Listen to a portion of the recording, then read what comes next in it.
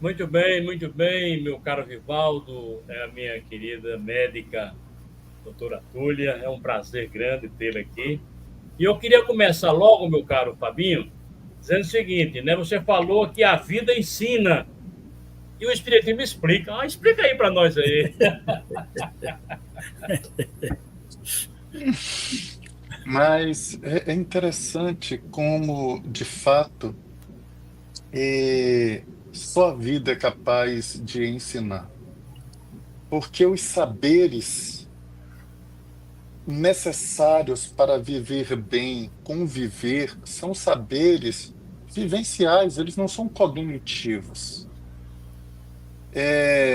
Eu poderia, por exemplo, ler várias vezes aquele texto belíssimo do Evangelho segundo o Espiritismo sobre paciência.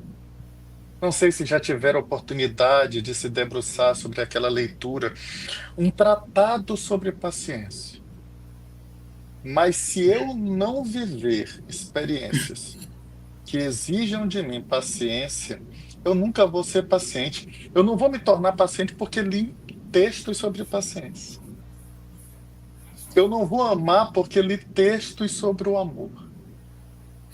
Eu não vou perdoar porque li textos sobre o perdão. Mas eu vou ser paciente à medida que a vida mostra para mim, a vida me ensina que não há outro meio de encontrar paz senão pela paciência, senão pelo exercício da caridade, senão pela prática do amor.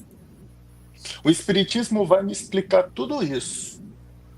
E quando nós olhamos um pouco da literatura espírita, aproveitando a citação do nosso querido amigo a respeito de renúncia, todas essas obras, todos esses romances, eles contam histórias de vida, de vida.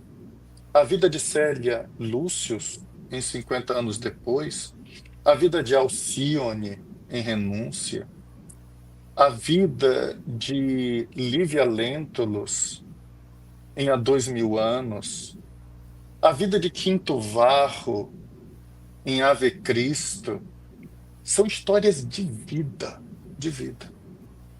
O Evangelho ali era a lente que aquelas pessoas utilizaram para enxergar o mundo, mas também o farol que colocaram dentro de si para se fazerem brilhar onde se encontravam. Se eu transformar a casa espírita em um templo qualquer, eu vou entrar lá e saio. Posso até me sentir melhor, mas logo, logo eu retomo os mesmos comportamentos.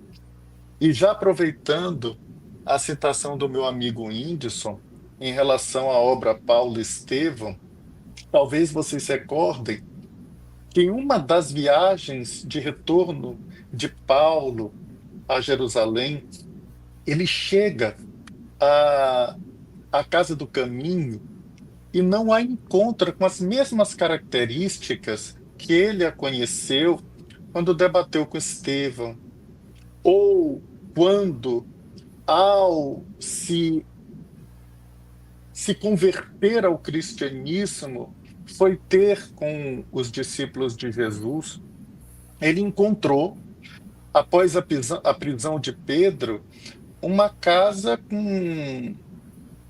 envolvida pelas características do próprio judaísmo. Estava judaizada.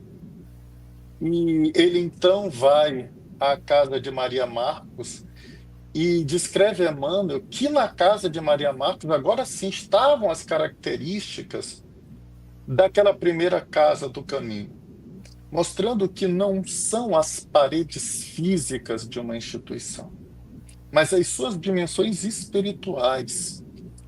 Não é o local, mas o que nós, na verdade, fazemos com os saberes, com esses conhecimentos, E se nós não vivenciamos esses saberes, de nada vale. Seria imaginar um navio super equipado que não sai do porto. Um navio preparado para sangrar os oceanos, mas que, muito embora ele tenha muito de tecnologia, ele não se predispõe a sair de um pequeno ponto e nos levar a outro ponto. Às vezes, uma canoa simples pode cumprir melhor esse desiderato do que o navio super equipado que não sai. É a situação do indivíduo que lê muito, estuda muito, mas não vive a mensagem. O que levou Manuel Filomeno de Miranda, ex-presidente da então União Espírita Baiana, a falar dos ditos espíritas de gabinete. Conhecem, leem, mas são aqueles espíritas imperfeitos, não aplicam a filosofia espírita a si mesmos.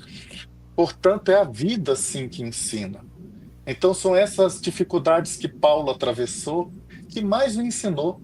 Ele leu os pergaminhos de Levi no oásis de Dan, ao lado de Áquila, de Prisca, mas foi toda a obra que narra as suas vivências que falam de suas grandes lições.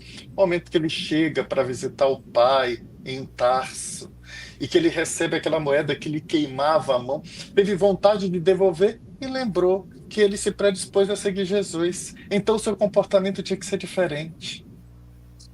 O momento em que ele foi vítima de calúnia ou foi assediado são as experiências da vida, principalmente, mais do que a atividade de ler e de conhecer, mas principalmente a atividade de vivenciar. Então, é disso que essa mensagem fala. A vida é quem ensina. O Espiritismo explica. Ô, Fábio, eu quero saber de você o seguinte: eu gosto sempre de dizer assim, olha, eu amo o meu inimigo porque eu não quero a sombra dele. Isso é egoísmo da minha parte? Não. Boa pergunta. O motivo para nós amarmos, eles podem variar bastante à medida que nós enxergamos o mundo. Então, nós vamos enxergando e o que dá ensejo ao amor, ele vai se aprimorando. Porque o amor, ele se aprimora. É por isso que nós encontramos o amor no reino animal, uma cadela ama os seus filhotes, e encontramos o amor entre os anjos. Obviamente, o que dá ensejo a uma cadela amar os seus filhotes é diferente do que um anjo tem dentro de si para amar, por exemplo, um pupilo do qual ele é um anjo de guarda. Então, o amor nesse processo, nesse périplo, ele é aprimorado.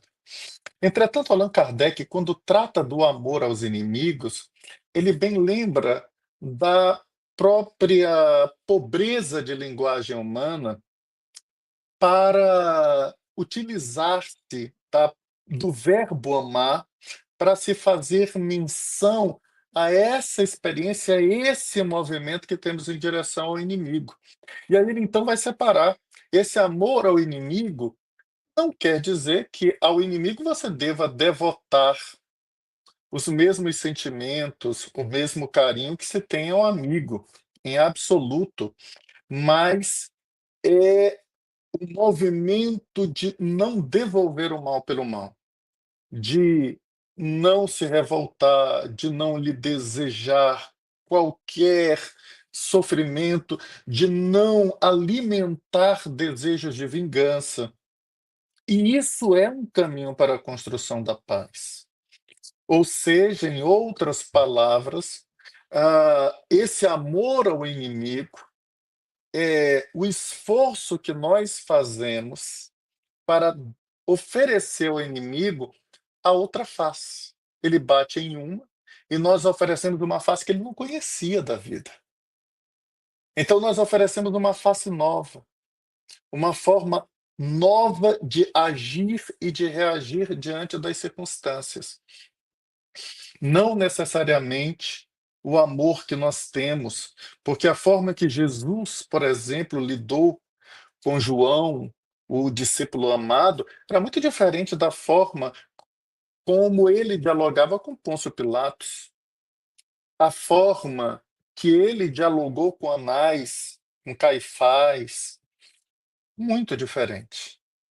Então é uma falta, de fato, de uma palavra mais propícia, diante de uma linguagem muito pobre como a nossa, para estabelecer a ideia desse movimento em direção aos inimigos. Mas há, obviamente, quem faça esse movimento com objetivo, com outro objetivo. O importante é iniciar esse movimento de não desejar o mal àquele que nos fez mal. Para encerrar a minha parte, que o Rivaldo não vai fazer, a Raimundo e os demais, até os mesmos que estão aí nos assistindo, veja bem, lá no Centro Espírita, onde eu trabalho, chegou uma senhora muito sofrida, né? Porque ela tinha ficado com mágoa da vizinha, porque quebrou a perna da sua galinha. Veja só que situação. Aí eu comecei a conversar com ela, para o atendimento fraterno, dizer para ela que dessa forma ela estava atraindo para si a mesma vibração. A vibração não é agradável, né, quando a pessoa assim pensa. Aí orientei aquela coisa toda e ela voltou para casa. Aí na semana seguinte ela volta, né? Aí eu perguntei pela galinha. Disse, não, a galinha eu matei e comi. Aí eu falei, vem cá, qual é a diferença da vizinha que quebrou a perna da galinha e de você que comeu a galinha? Aí disse, então eu vou voltar para pedir perdão à minha vizinha. Você veja a ignorância até que ponto, né, meu irmão? É isso aí, gente. Isso mesmo. Vivaldo, é com você. Muito interessante. O Fábio, ali no início eu mencionei o Eckhart Tolle, né? Eu tenho, ao longo dos meus estudos, eu tenho visto alguma coisa assim nessa direção do budismo.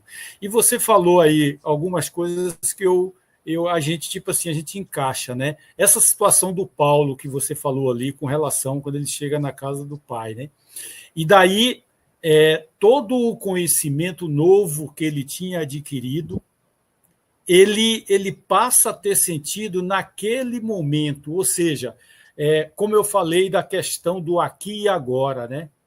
Nada do passado estava para o Paulo presente naquele momento. E aí a consciência dele estava exatamente ali.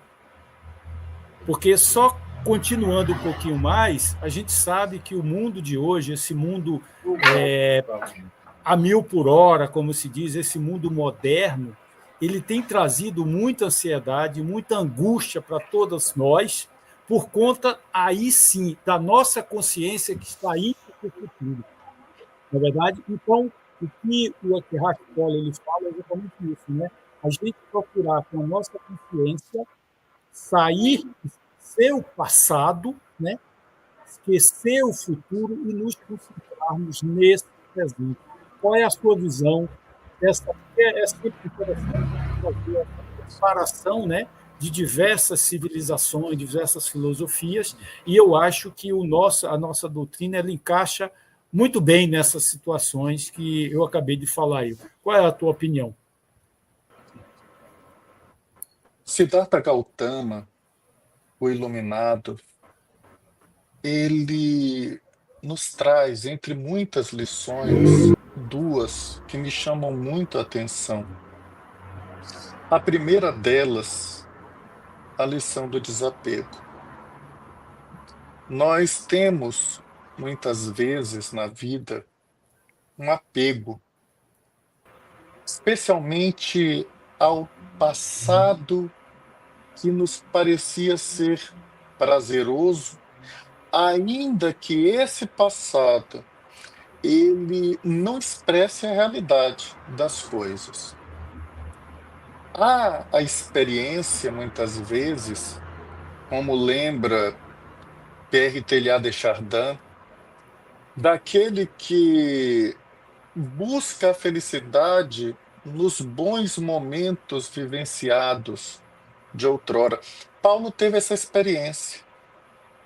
Paulo tinha paz, que o amavam. Paulo teve uma vida confortável na juventude, aspirava a ter um assento no sinédrio judaico, teria este assento passado a ele por um dos rabinos mais respeitados da época, Gamaliel, neto de Eliu. E quando ele encontra Jesus na estrada de Damasco, ele começa um movimento de desapego de todo esse passado. E a segunda lição que Buda traz e que se reflete nessa experiência paulina é a de encontrar a felicidade dentro da própria harmonia com a lei divina. Então, à medida que nós nos harmonizamos na vivência do presente, na vivência do momento, com as leis que regem o universo como um todo e, portanto, regem a nós mesmos, nós vamos encontrando a felicidade real, que se difere da felicidade ilusória, fugaz, que, na verdade, é uma não felicidade, são momentos de alegria, são momentos de prazer que não se confundem com a felicidade verdadeira.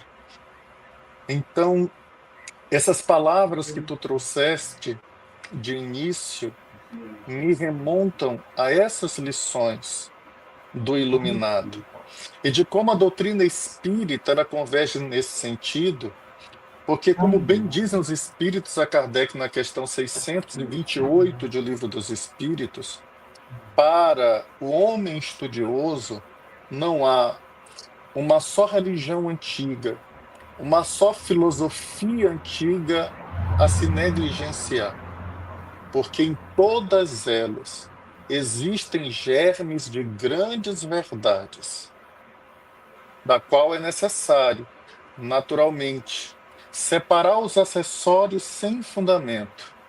E a doutrina espírita é o elemento que gera a convergência dessas verdades imutáveis, formando um grande todo, formando uma grande teoria.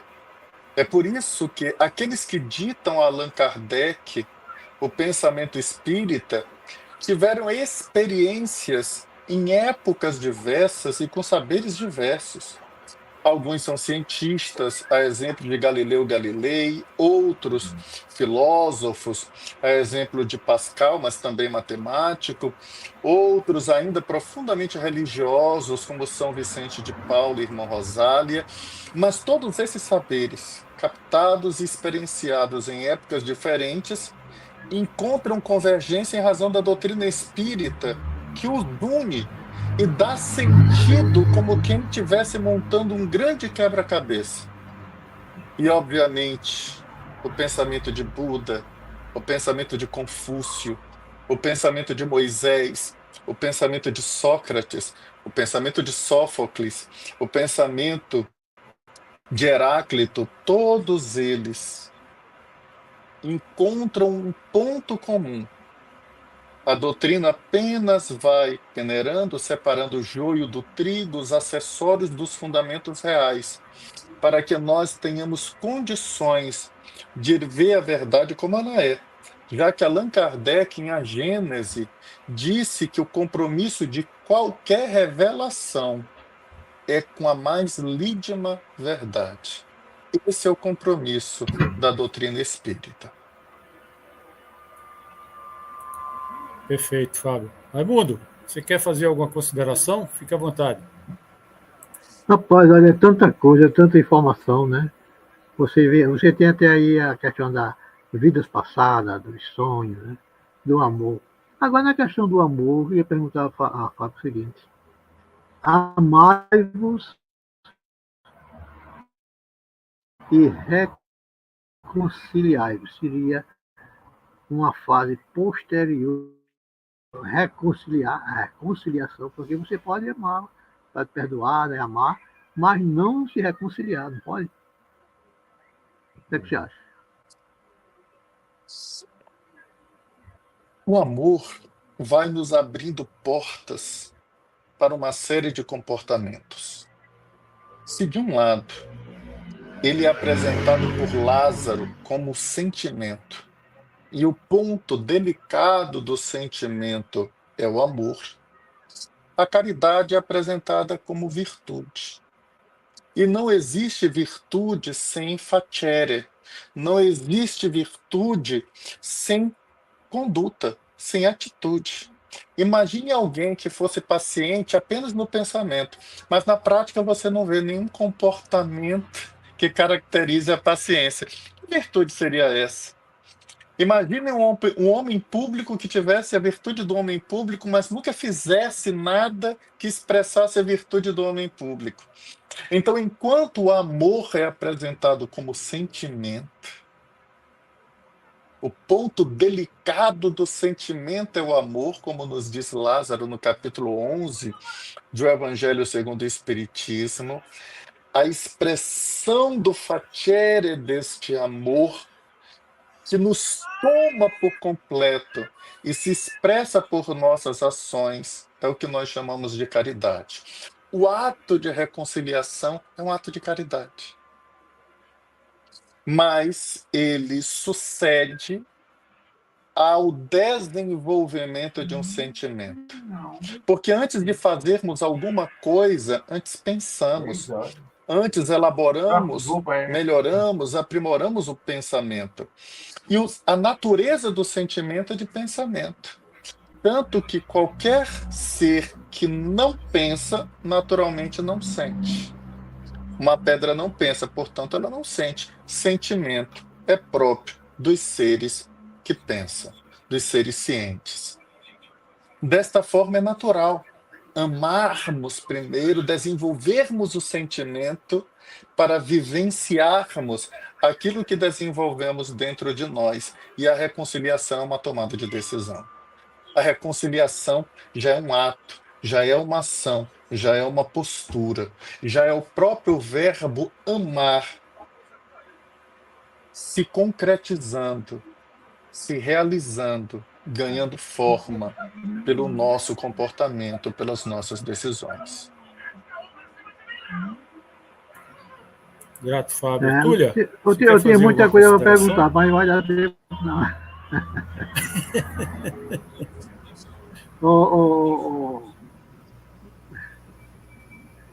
Falou comigo, foi? Raimundo, se você quiser fazer mais alguma consideração, vai depender da boa vontade do nosso amigo Fábio, que realmente está excelente, né? Viu? Senão passamos não, é o seguinte, Túlia. quanto à questão que você falou aí no budismo, né? Eu achei interessante porque eu estudei na academia o budismo na filosofia, né? E eu achei interessante que os filósofos ateus, eles incorporaram o budismo na filosofia. Mas aí foi depois que eu vim descobrir que o budismo é uma religião ateia, não deísta, né? Ela não tem Deus. A temática do budismo é eliminar o sofrimento. E o sofrimento vem pelo apego. E o primeiro apego é quando você deseja nascer. Eu acho uma coisa esquisita, porque a doutrina do Espírito diz o seguinte, que você nasce e é uma necessidade para o Espírito evoluir. Mas se você tem esse apego para nascer, você já começa sofrendo. É uma coisa interessante. É por isso que eu acho que no budismo tem algumas coisas muito interessantes que batem com o cristianismo, né? Bate com o espiritismo na questão da compaixão, mas em outras questões fica muito devagar, né? Porque eu conversando com o professor, aí eu disse, professor, eu acho que eu sei porque foi que os copos erravam, não difícil nada, né? Incorporou o budismo na filosofia. É porque o budismo fala do nirvana, do não ser. E o não ser para o ateu é o niilismo, né? É o não existir. E ele não gostou não, disse que o especialista era ele devia dizer. Mas é isso aí, Fábio. Obrigado aí, viu? Maravilha a sua explanação. Túlia, por favor. Eu queria falar aqui uma das frases célebres de Chico Xavier, que é a seguinte: ninguém pode voltar atrás e fazer um novo começo, mas qualquer um pode recomeçar e fazer um novo fim. E então, assim, a paz eu vejo como uma caminhada contínua, né? Uma caminhada contínua diária. Dá uma explicação aí, Fábio, o que é que tu comenta sobre essas duas frases, o que é que tu podes mais enriquecer dentro da nossa doutrina? A paz é uma palavra mergulhada em anfibologia. Desde as épocas do Mestre, há 2000 anos atrás. Certa vez Jesus disse: eu vos deixo a paz. Eu vos deixo a minha paz. Não a paz como o mundo vou-la dar. E aí ele já estabelecia que havia sim uma paz como o mundo apresentava e havia uma paz como ele apresentava. Eu vos deixo a minha, não como o mundo apresenta. Porque para o mundo, a paz muitas vezes é expressão de determinados vícios que são apresentados, que são colocados como se fossem objetos de conquista. Por exemplo, se você chama um preguiçoso para trabalhar, ele é capaz de lhe responder: me deixe em paz. Olha que coisa interessante. Para o preguiçoso, a paz é o ócio. Se você encontra um glutão e ele está comendo e você tira ele da comilança, ele diz assim: me deixa em paz. Então, para ele, a paz é a alimentação do próprio vício. Emmanuel chega a dizer que a paz é apresentada de diversas formas pelo mundo. Em um armistício, por exemplo, que apenas silencia o som das baionetas. Entretanto, a paz em Cristo é uma construção interior. O mundo externo pode estar alvoroçado, pode estar aturdido, mas se dentro nós estivermos em comunhão com Deus e estivermos em total equilíbrio com as suas leis, nós estamos em paz. Não é um problema externo.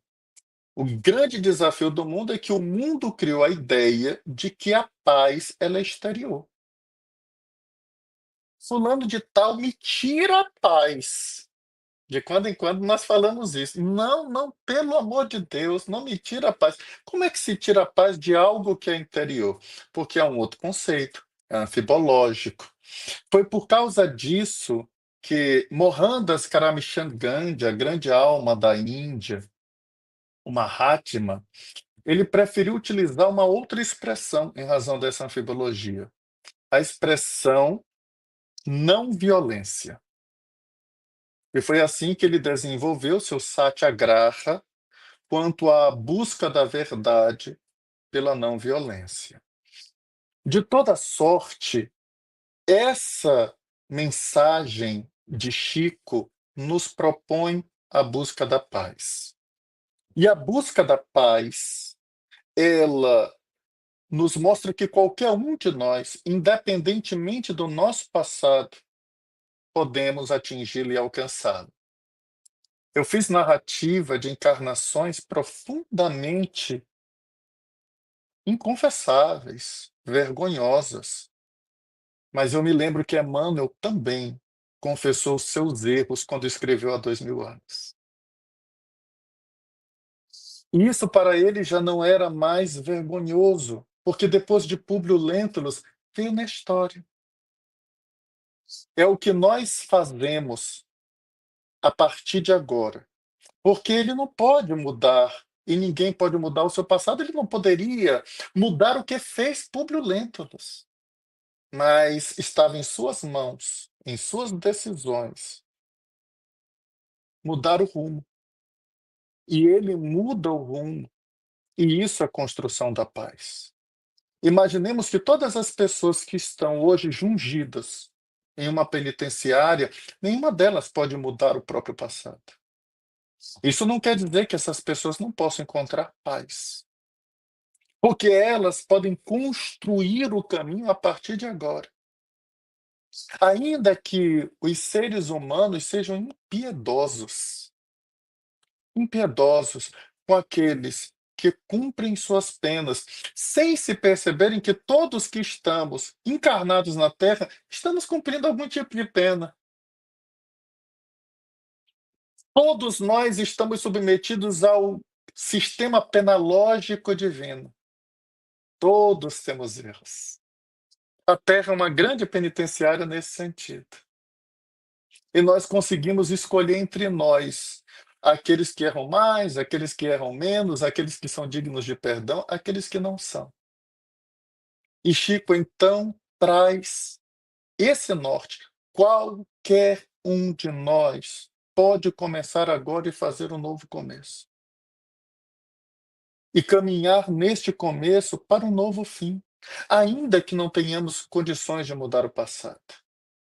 Eu não posso mudar nenhum erro que eu cometi, mas eu posso me tornar melhor.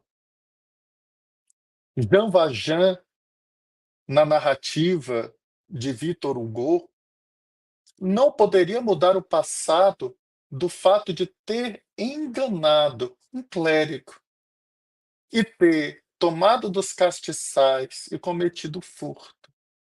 Mas depois que o clérigo lhe livra das mãos duras da polícia da época, do comissário que ele perseguia, ele muda.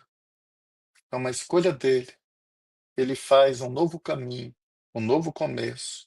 E é tão belo porque Victor Hugo escreve esta obra, Os Miseráveis, depois de ter lido o Livro dos Espíritos. Então, nós que somos espíritos errantes, nós que somos devedores, portanto expiamos, estamos em um mundo de expiação e prova, qualquer um de nós pode começar novamente. Pode desenvolver essa paz ativa e não passiva. Porque é pela construção do dia a dia que nos apazeamos por dentro e estabelecemos comunhão com o Pai. Perfeito. O Fábio, a gente já bebeu, né, sorveu muito conhecimento seu. Se você quiser fazer alguma observação final, fique à vontade. Logo em seguida, o nosso presidente Whindersson dará por encerrada os nossos trabalhos e as nossas falas. Fique à vontade. Minha amiga, meu amigo que nesse momento nos ouve, que ouvirá em outra oportunidade. A doutrina espírita é um grande fanal, é um grande farol que, diante do golpe das ondas, dos mares bravios, nos aponta para onde nós podemos ir. Ela não substitui o desafio de atravessar as intempéries, o desafio de vencer as ondas, porque bem sabemos que mar calmo nunca fez bom marinheiro. Mas ela nos dá a certeza de que não estamos sozinhos, que há alguém no farol preocupado com a nossa segurança, apontando-nos a direção do porto seguro, mostrando-nos como nós podemos contornar os perigos do mar, e até mesmo dizendo que alguns monstros do mar só existem nas mentiras de marinheiros. Não são reais. A doutrina espírita, ela é esta luz que nos aponta o caminho. viveremos as nossas dificuldades, atravessaremos esse mar que, como diria o poeta português, que a vida não é certo, não é seguro. Como disse ele, navegar é preciso, viver não é preciso, não há precisão em viver. Há sempre circunstâncias que, porventura, podem nos surgir, mas ainda assim, há uma força divinal, há uma força superior que nos protege, que nos guia, que nos direciona e que fala de dentro de nós. Essa força é o princípio maior, mais básico do pensamento espírita. É onde ela se sustenta a doutrina em toda a sua potencialidade. Deus é o nome dessa força. E quando nós estivermos com dificuldades, é Ele que estará, expresso pelos ensinamentos espíritas, naquele farol, fazendo com que a sua luz nos indique o local de segurança. Que Jesus nos abençoe.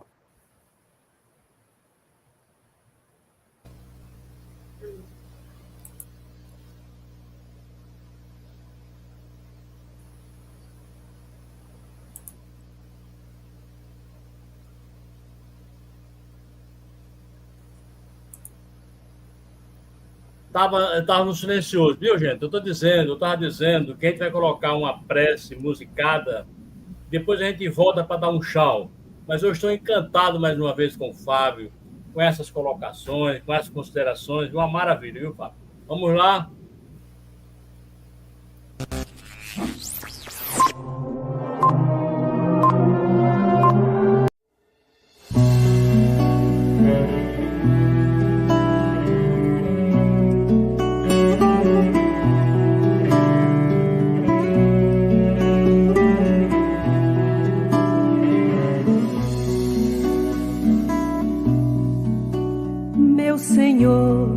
Sábio dos sábios, Pai de toda a criação, põe a doçura em meus lábios e a fé no meu coração.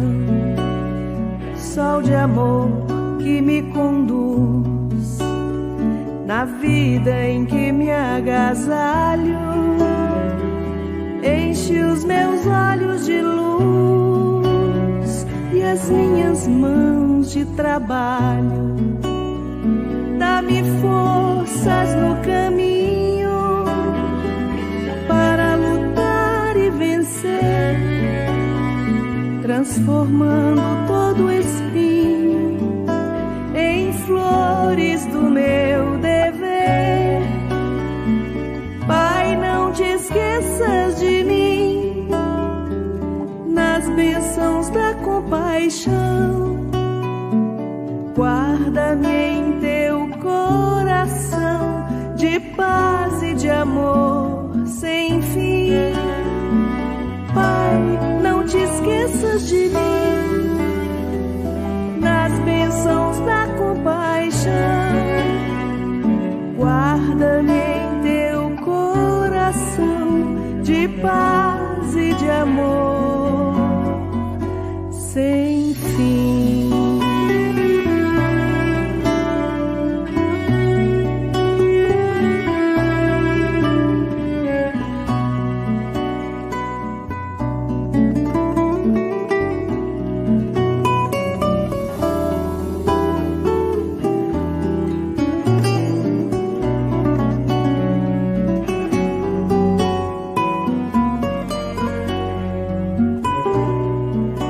Dá-me força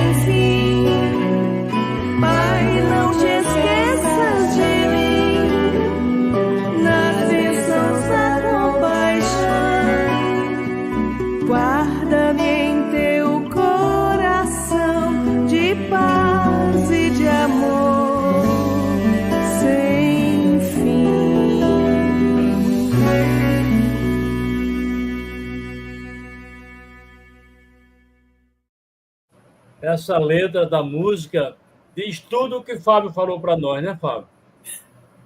Não é verdade, Muito Fábio? bonito. Linda. Muito bonito. Pois é, gente, só resta-nos agora dar um tchauzinho, né? E apelar para que o Fábio coloque uma outra oportunidade na sua agenda. Não é isso, meu caro Vivaldo?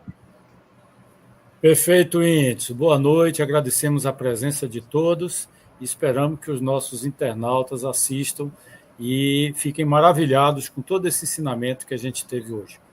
Muito grato a todos, boa noite, uma ótima semana. Boa noite. Boa noite.